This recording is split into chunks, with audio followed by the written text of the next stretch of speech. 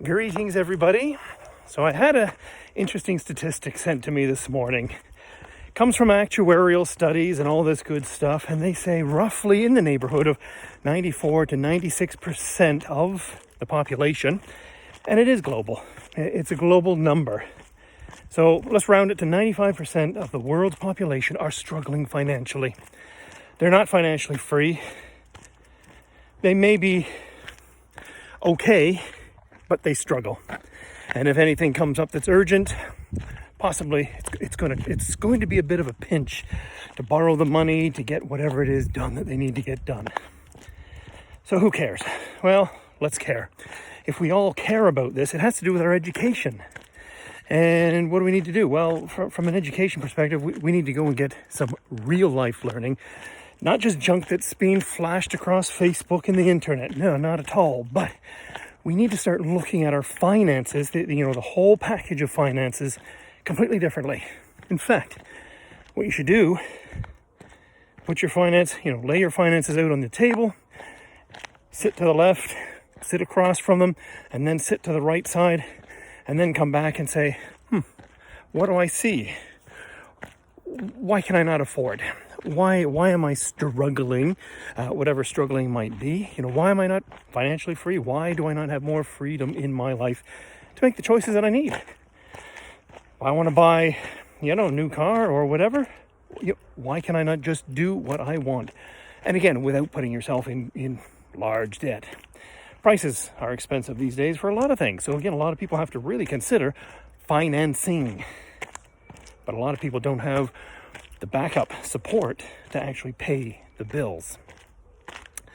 Or not in the long term anyway. That's the problem. So this was all about, let's start learning about financial freedom. And it is a holistic sort of approach, because it's not just about investing your money in any particular stock or in Bitcoin.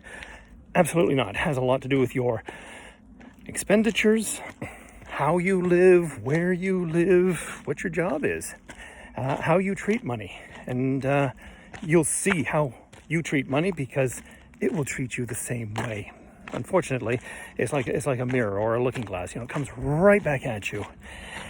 So it's kind of an interesting thought, a little bit deep and heavy, but hopefully it wasn't too negative today. And there is hope.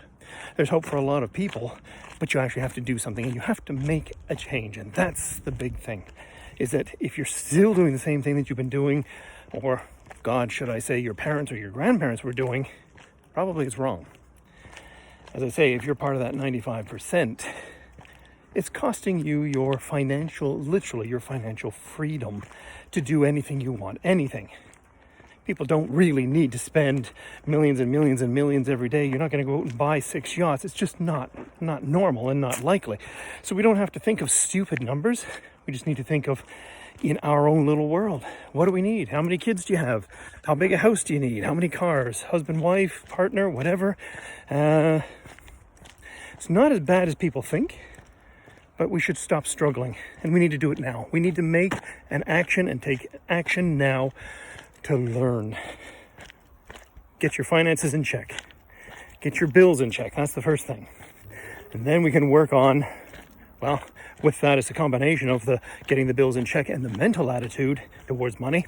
And then the next step is really, how do we make more money? How do we become and generate that freedom? Have a good day, everybody.